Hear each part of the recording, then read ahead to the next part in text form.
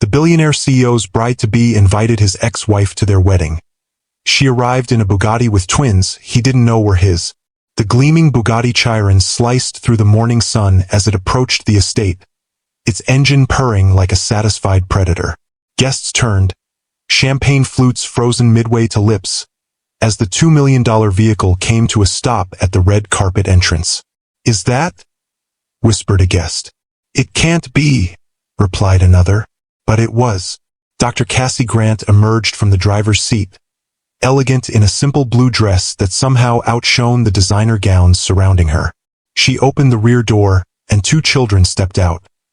A boy and girl, perhaps 4 years old, with familiar determined expressions and unmistakable features that caused an audible gasp among the wedding guests.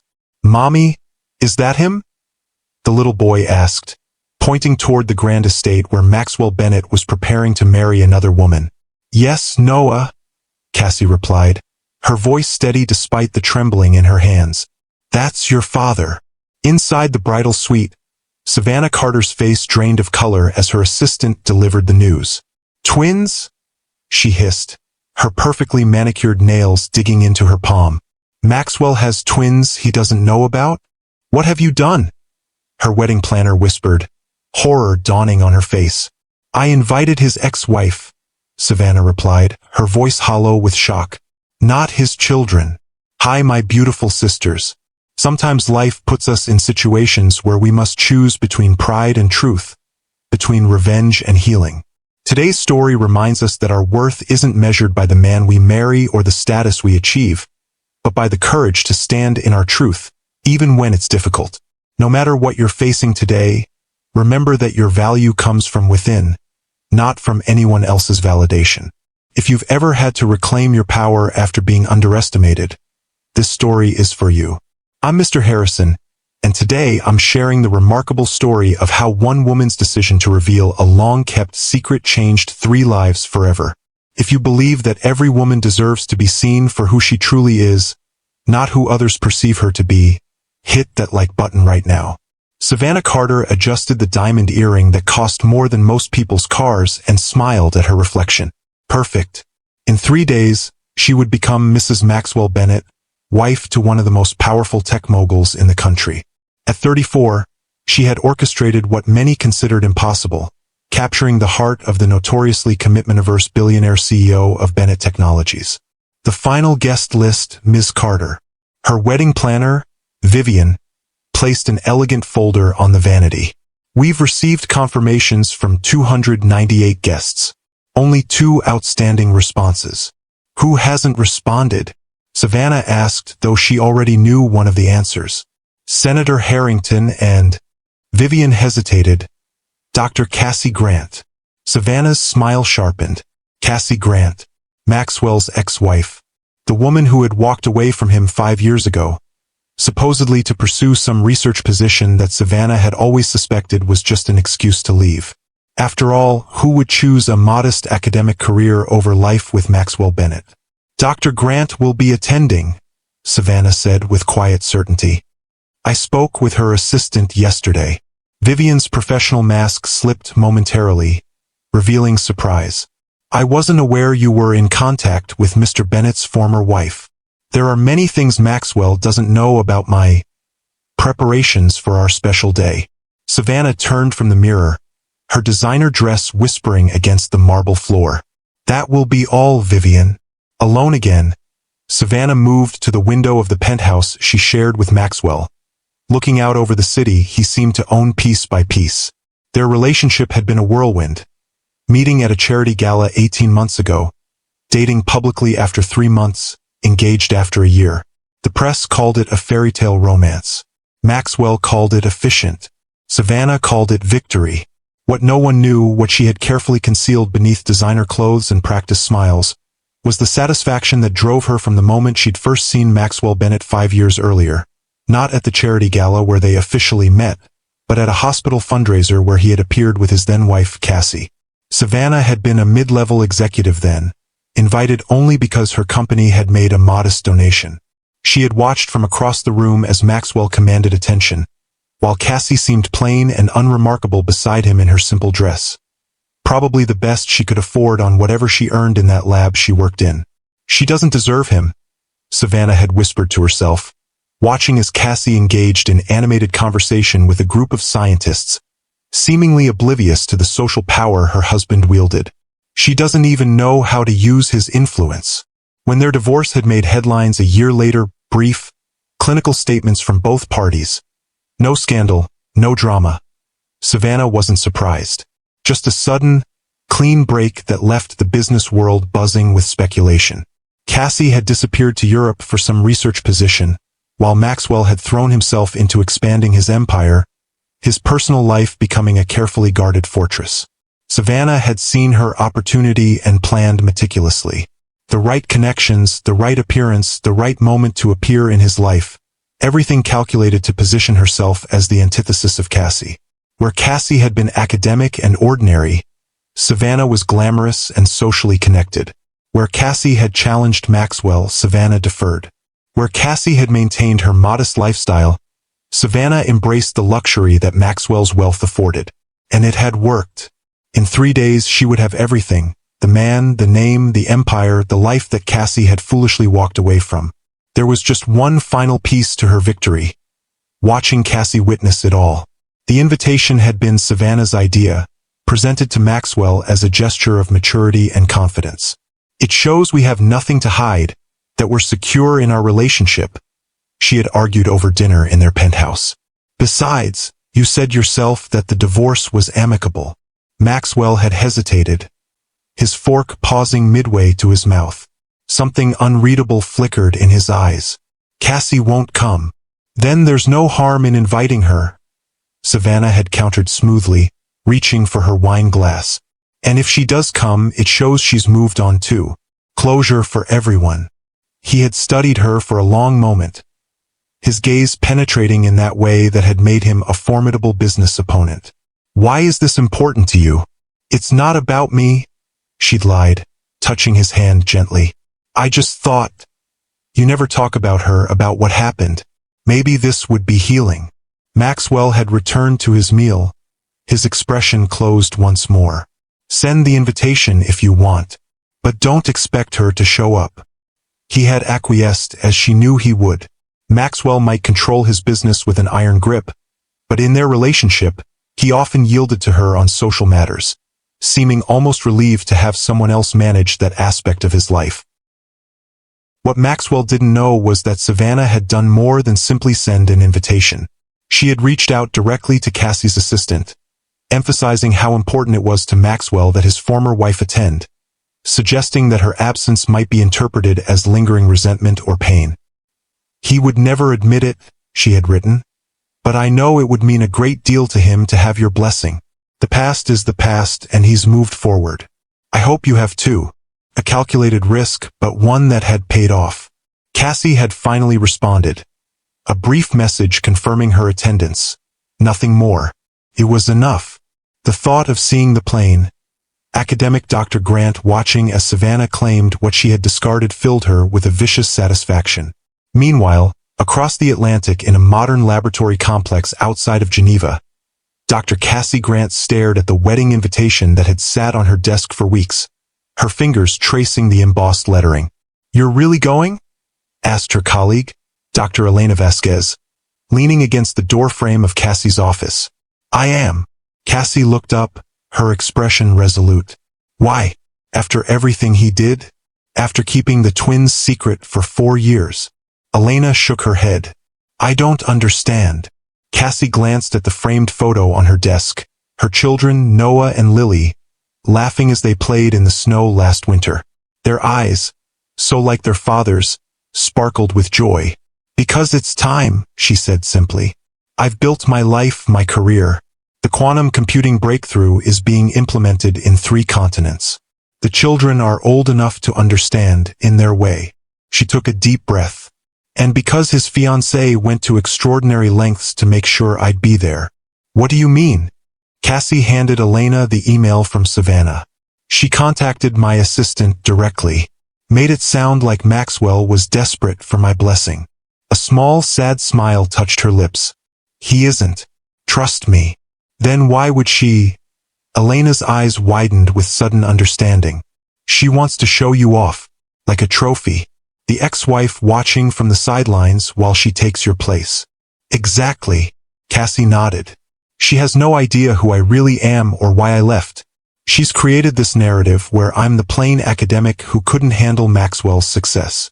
She stood, gathering the papers on her desk. She invited me to witness her triumph. Instead, she'll witness mine.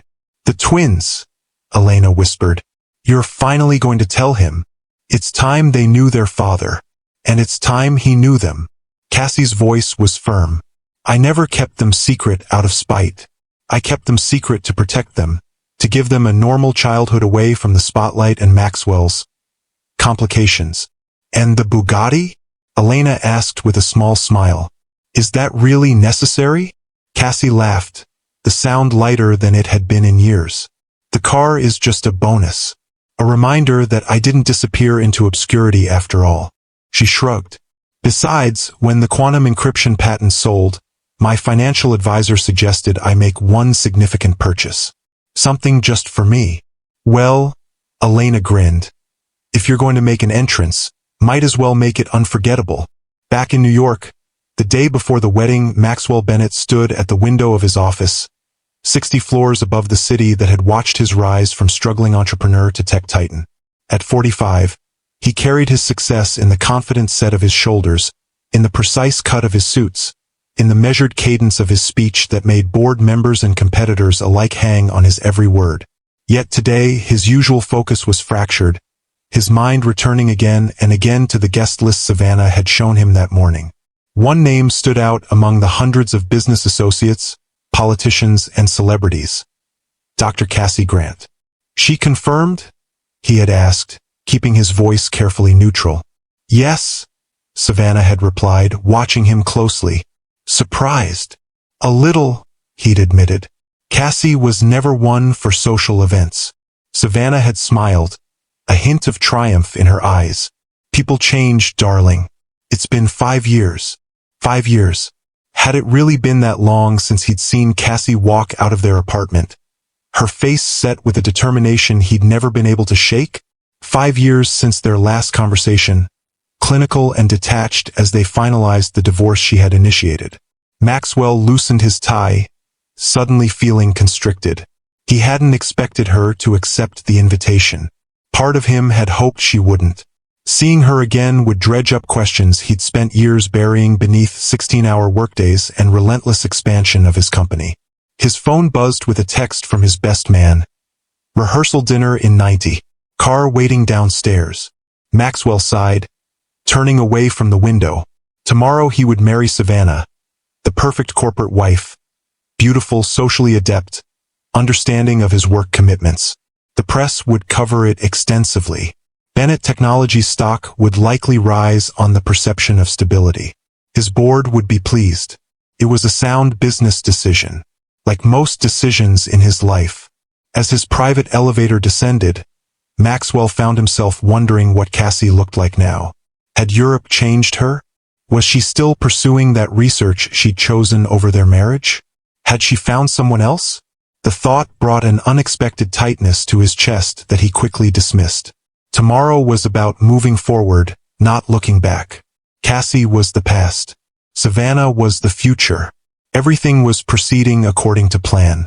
The morning of the wedding dawned clear and bright.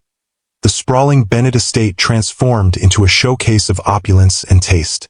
White orchids adorned every surface. Champagne flowed freely, and a string quartet played softly as guests in designer attire mingled on the manicured lawn.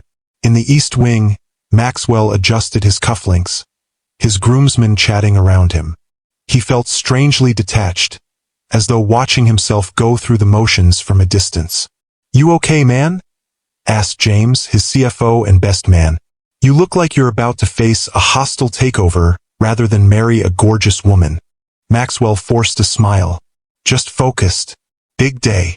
Biggest merger of your career," joked another groomsman, raising his whiskey glass in a toast. The men laughed, but Maxwell's smile didn't reach his eyes. Was that what this was? A merger? An acquisition? The terminology felt uncomfortably APT. Meanwhile, in the bridal suite, chaos had erupted. Savannah paced the room in her underwear and veil, her wedding gown still hanging untouched. "What do you mean she brought children?" she demanded, her voice rising dangerously. "Whose children?" Her assistant swallowed nervously. "Based on their appearance and age, they appear to be Mr. Bennett's, ma'am." "That's impossible," Savannah hissed. "Maxwell doesn't have children. He would have told me. The press would know. There would be child support, custody arrangements." "Unless he didn't know," her wedding planner, Vivian, said quietly. The room fell silent as the implication sank in. Savannah stopped pacing, her face a mask of shock and fury. "She was pregnant when she left him," she whispered, the pieces falling into place. "She never told him, and now she shows up with his children? On our wedding day. What do you want to do?" Vivian asked, her clipboard clutched to her chest like a shield. Savannah's mind raced. This wasn't part of her plan. Cassie was supposed to sit quietly, watching enviously as Savannah claimed the life she had abandoned. She wasn't supposed to arrive with bombshell revelations and children who could threaten everything Savannah had worked for. "Find out where they're seated," she ordered. "Move them to the back, and make sure Maxwell doesn't see them before the ceremony. He needs to focus on me today, not some children he never knew existed." "Ms. Carter," Vivian said hesitantly, "don't you think Mr. Bennett has a right to know?" "Not today," Savannah snapped. "Today is about us, our future, not his past mistakes." As her team scrambled to follow her instructions, Savannah turned to the mirror, forcing herself to breathe deeply. This was still salvageable. The ceremony would proceed as planned. She would become Mrs. Bennett, and afterward, they would deal with whatever complications Cassie had brought with her. Outside in the garden, Cassie sat with Noah and Lily, their small hands clasped in hers. They were dressed in their finest clothes, excited by the festivity around them but sensing their mother's tension. "Remember what we talked about," she said gently. "Today you're going to meet someone very important." "Our daddy," Lily said, her dark eyes, so like Maxwell's, serious beyond her years. "Yes, sweetheart. But he doesn't know about you yet, so he might be very surprised." "Will he be happy?" Noah asked, his little brow furrowed with concern. Cassie hesitated, unwilling to make promises she couldn't keep. "I hope so. But no matter what happens, we have each other, right?" The twins nodded solemnly, and Cassie felt a surge of fierce love for these children who had been her world for the past 4 years. Whatever happened today, whatever Maxwell's reaction, she knew she had made the right decision in coming here. Not for Savannah's satisfaction, not even for Maxwell's knowledge, but for Noah and Lily's future. A wedding coordinator approached, looking flustered. "Dr. Grant? I'm afraid there's been a seating change. If you and your guests could move to the section near the back." Cassie smiled pleasantly, recognizing the hand of the bride in this maneuver. "Actually, we're quite comfortable here, thank you. Mr. Bennett's children should have a clear view of their father's wedding. Don't you think?" The coordinator blanched at the direct acknowledgement of the twins' paternity. I'll have to check with the bride." "You do that," Cassie replied calmly. "And while you're at it, perhaps you could inform Mr. Bennett that I'd like a word with him before the ceremony. It's rather important." As the coordinator hurried away, Cassie took a deep breath. There was no turning back now.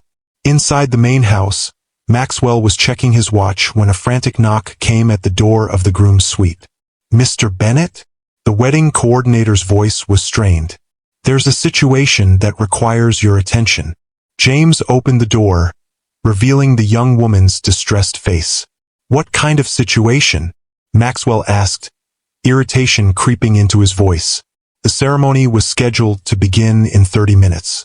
It's Dr. Grant, sir, your ex-wife. She's requesting to speak with you before the ceremony." Maxwell stiffened. "Cassie's here already?" "Yes, sir. And she's not alone. She has children with her." "Children?" Maxwell repeated, confused. "Whose children?" The coordinator swallowed hard. She says they're yours, sir. The room fell silent. Maxwell stared at the coordinator, certain he had misheard. That's impossible. They appear to be about 4 years old, sir. Twins.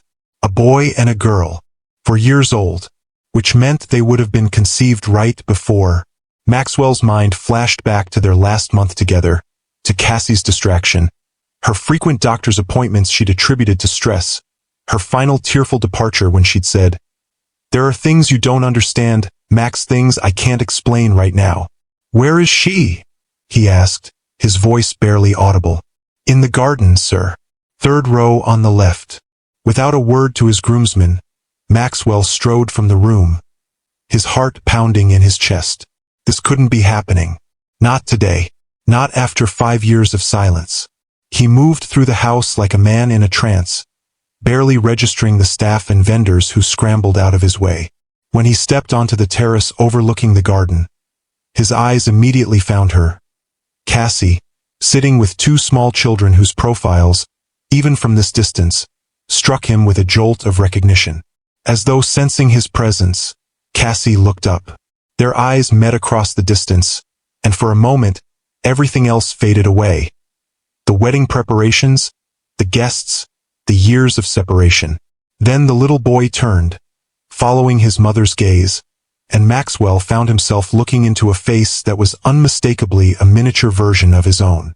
"My God," he whispered, "if you believe that the truth always finds its way to the surface, no matter how deeply it's buried, hit that like button right now.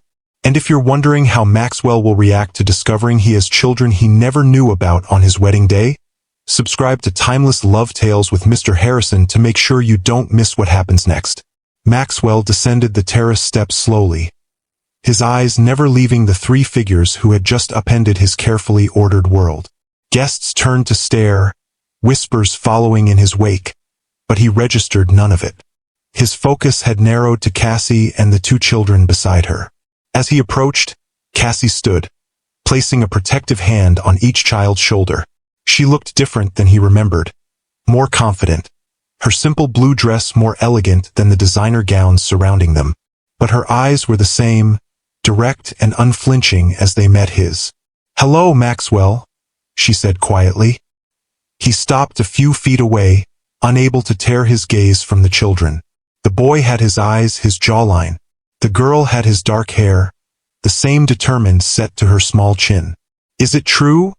he asked, his voice rough with emotion he couldn't name. "Are they?" "Yes," Cassie replied simply. "Noah and Lily are your children." "Our children." The twins looked up at him with curious, slightly apprehensive expressions. The boy Noah was the first to speak. "Are you really our daddy?" he asked, his small voice carrying in the sudden hush that had fallen over the nearby guests. Maxwell felt his knees weaken. He crouched down to the children's eye level, his hands trembling slightly. It seems that I am." "Mommy showed us your picture," Lily said, studying him intently. "You look bigger in real life." A laugh escaped him, unexpected and slightly broken. "And you both look exactly like the photos on my desk when I was your age. Why didn't you ever come see us?" Noah asked, the innocent question landing like a physical blow. Maxwell looked up at Cassie, the unspoken question clear in his eyes.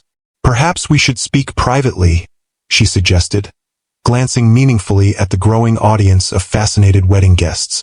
Before Maxwell could respond, a sharp voice cut through the tension. "What is going on here?" Savannah stood at the top of the terrace steps, resplendent in her wedding gown, her expression a mixture of fury and disbelief.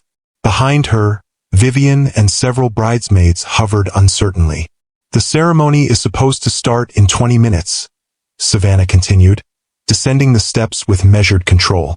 "Why are you out here talking to them?" Her gaze swept dismissively over Cassie before landing on the twins with barely concealed hostility.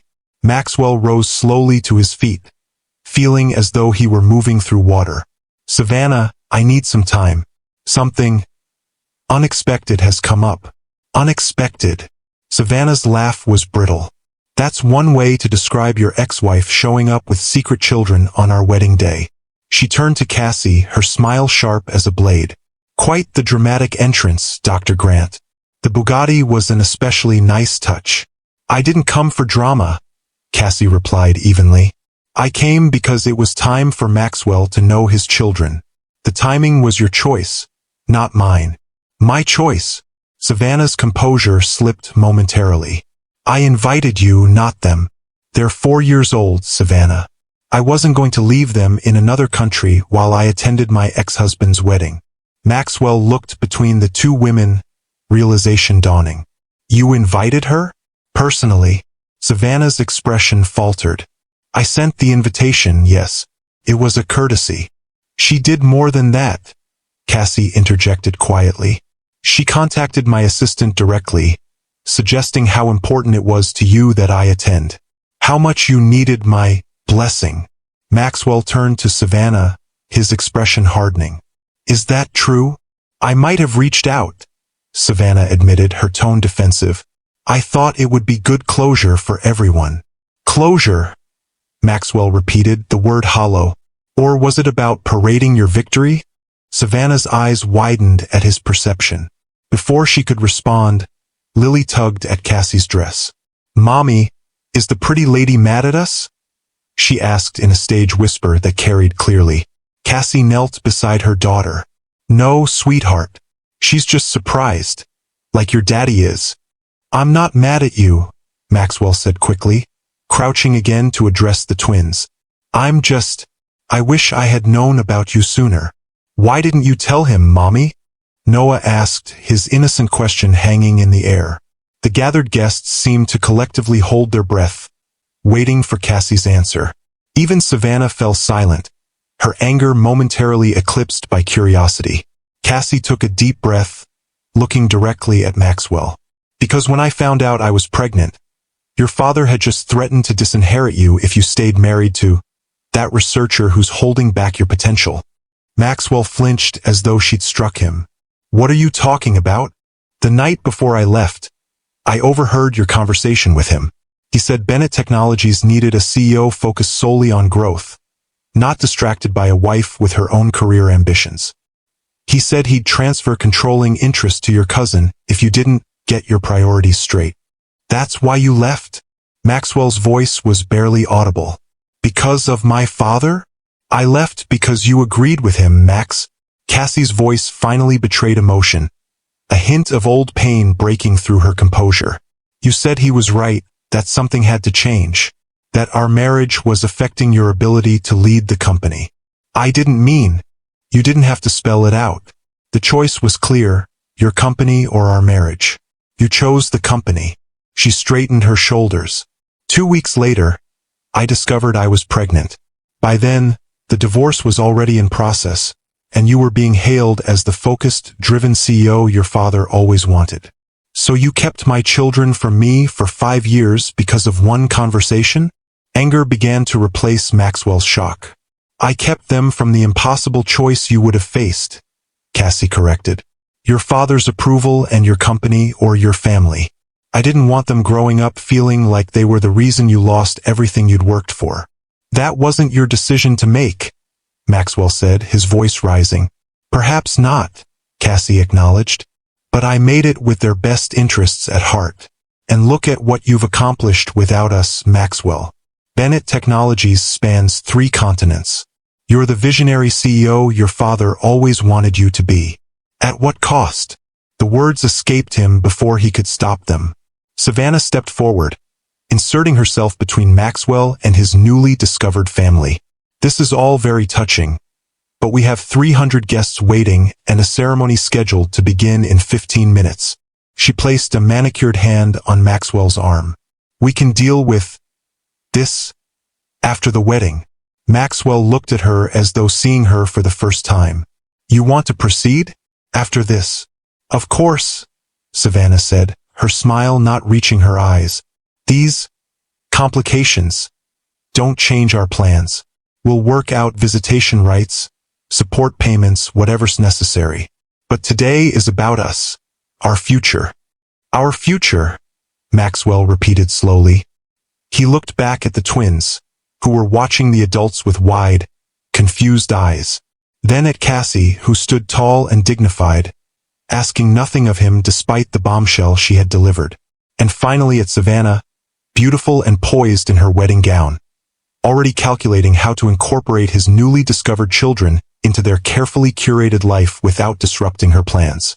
In that moment, with perfect clarity, Maxwell saw the truth that had been hiding beneath his drive for success, his endless workdays, his emotional detachment. He had spent 5 years building an empire to please his father, preparing to marry a woman who saw him as a prize to be won, all while missing the family he never knew he had. "There isn't going to be a wedding today," he said quietly. Savannah's smile froze. "What did you say?" "I said, there isn't going to be a wedding." Maxwell's voice grew stronger. "Not today. Maybe not ever." Gasps rippled through the watching guests. Savannah's face contorted with disbelief. "You can't be serious," she hissed. "You're calling off our wedding because your ex-wife showed up with some children she claims are yours? They could be anyone's. This could all be an elaborate lie." "They're mine," Maxwell said with absolute certainty. "One look is all it takes to know that." "So what? You're just gonna throw away everything we've built together? For what? Some ready-made family you didn't even know existed an hour ago?" Maxwell looked at her sadly. "What have we built together, Savannah? Really? A partnership where you manage my social calendar and I provide the lifestyle you want? Is that what marriage is supposed to be?" "Don't you dare!"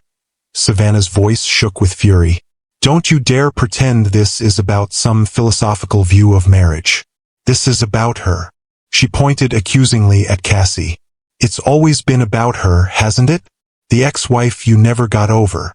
"This isn't about Cassie," Maxwell said, though even as the words left his mouth, he wasn't entirely sure they were true. "This is about me finally seeing clearly what I've been doing with my life, the choices I've made, the person I've become." He turned to the assembled guests, who were watching the drama unfold with undisguised fascination. "I apologize to all of you for the inconvenience, but there will be no wedding today. Please enjoy the food and champagne." As murmurs erupted among the guests, Maxwell turned back to Cassie and the twins. "We have a lot to talk about, a lot to figure out." "Yes," Cassie agreed softly. "We do. You'll regret this," Savannah spat, tears of rage glistening in her eyes. "Both of you."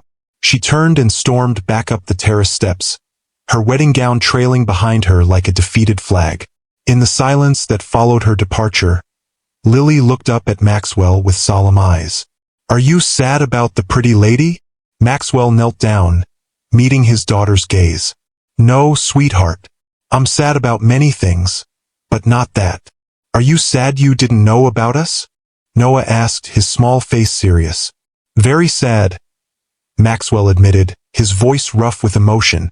"I've missed so much." "But you know us now," Lily pointed out with a child's simple logic. "So you don't have to be sad anymore."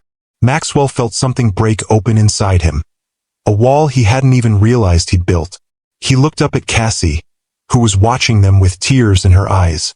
"No," he agreed softly. "I don't have to be sad anymore. If you believe that sometimes what looks like the worst moment of your life can actually be the beginning of something beautiful, hit that like button. And if you're wondering what happens next for Maxwell, Cassie, and their children, comment below with what you think they should do now." As the guests dispersed, some leaving in confusion, others lingering to gossip over champagne, Maxwell led Cassie and the twins to a secluded garden pavilion away from prying eyes.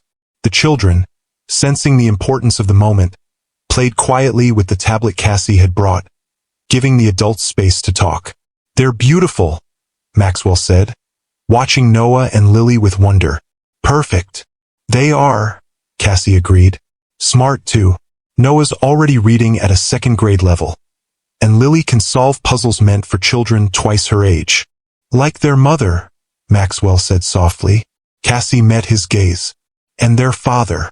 They have your determination, your focus when something interests them." A heavy silence fell between them, 5 years of unspoken words and missed moments hanging in the air. "Why now?" Maxwell finally asked. After all this time, why bring them here today? Cassie sighed, choosing her words carefully. When I received that invitation, my first instinct was to ignore it.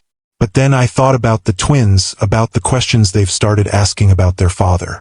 About the right they have to know you regardless of our past. And the Bugatti? Maxwell asked, a hint of his old humor surfacing. Was that necessary? A small smile touched Cassie's lips. The car was, perhaps a bit theatrical. But after your fiancé's manipulative invitation, I thought a statement entrance was warranted. How did you afford it? The question escaped before he could stop it. The quantum encryption algorithm I was working on when we were married? The one you thought was taking too much of my time. Cassie's eyes held a quiet triumph. It revolutionized secure communications.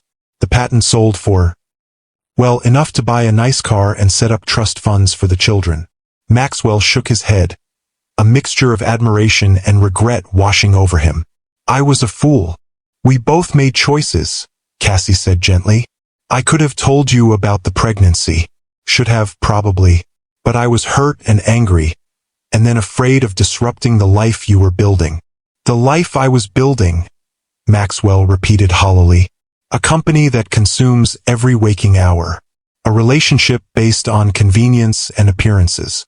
A father who still manages to control my decisions from the grave. He ran a hand through his hair. What kind of life is that? A successful one by most standards. Not by the ones that matter. Maxwell looked over at the twins again. I've missed 4 years of their lives. First steps, first words, first everything. You don't have to miss anything else, Cassie said quietly. Their eyes met, the implication of her words hanging between them. Not a promise, not yet, but a possibility neither had considered until this moment. What happens now? Maxwell asked. That depends on what you want, Max. Before he could answer, Noah approached, his small face serious. Mommy, Lily's hungry. Is there food at this party? Maxwell smiled, crouching down to his son's level. There's a whole feast prepared. Would you and your sister like to try some cake? Noah's eyes widened. Before dinner? Really? Special circumstances call for special rules, Maxwell said, glancing up at Cassie for approval. She nodded, a soft smile playing at her lips. Just this once. As they walked toward the reception tent, Lily slipped her small hand into Maxwell's, the gesture so natural it took his breath away. Are you coming home with us? She asked. Maxwell looked to Cassie, uncertain how to answer. Not today, sweetheart, Cassie replied gently. But your daddy will visit us very soon. And maybe we'll stay in New York a little longer than we planned. How long are you here for? Maxwell asked, hope rising in his chest. Our return tickets are for next week, but they're changeable. Cassie met his gaze steadily. We have time to figure things out, if that's what you want. It is, Maxwell said without hesitation. More than anything. 1 year later, the Bennett estate garden was transformed once again. Not for a wedding this time, but for a 4th birthday celebration. Colorful balloons and streamers replaced the formal floral arrangements, and children's laughter echoed where string quartets had once played.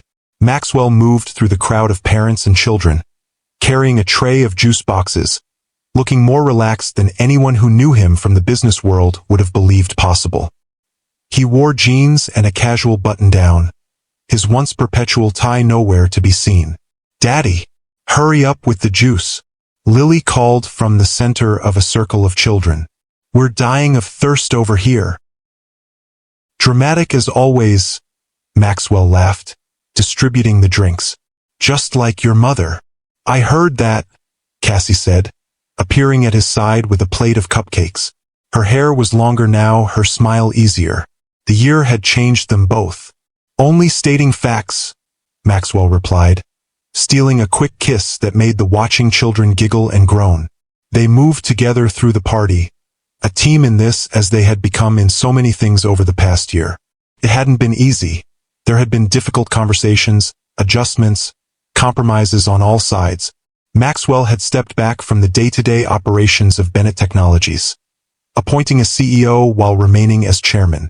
Cassie had accepted a research position at Columbia, bringing her groundbreaking work back to the States.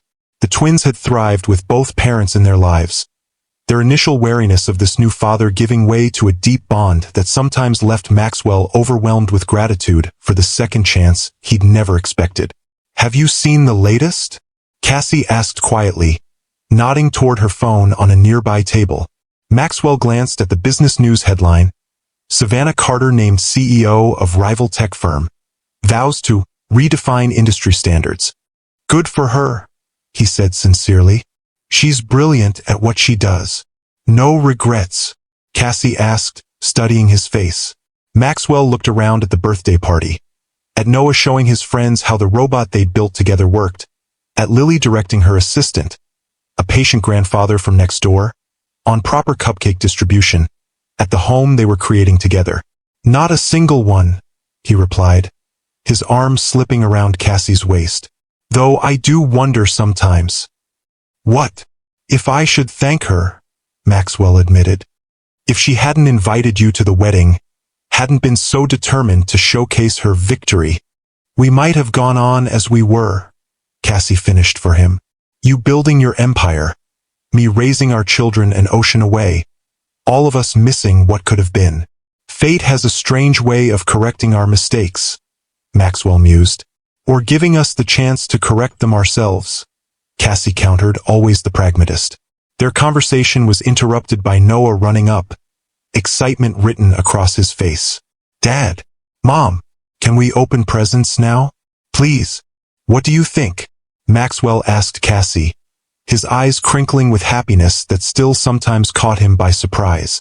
"I think," she said, taking his hand, "that we've kept them waiting long enough." As they joined the circle of children gathering around the present table, Maxwell reflected on the journey of the past year. He had lost a wedding but gained a family, lost the approval of a father who had never truly seen him, but gained the adoration of a son and daughter who saw him exactly as he was, lost a life built on appearances and expectations, but gained one built on love and second chances. Sometimes, he realized, the most precious gifts arrive in the most unexpected packages. And sometimes, the path to true happiness begins with the courage to change direction, even when the whole world is watching. If the story touched your heart, please hit that like button and subscribe to Timeless Love Tales with Mr. Harrison. I'd love to hear your thoughts in the comments below. Have you ever had a moment that completely changed the direction of your life? A time when what seemed like a disaster turned out to be a blessing in disguise? Remember, my beautiful sisters and brothers, that sometimes the most painful interruptions to our carefully laid plans are actually divine interventions, redirecting us toward the life we were truly meant to live. The courage to embrace unexpected change might just lead to the happiness you never knew you were missing. Until next time, this is Mr. Harrison, reminding you that true love isn't about perfect timing or perfect people. It's about perfect recognition of what truly matters when it matters most.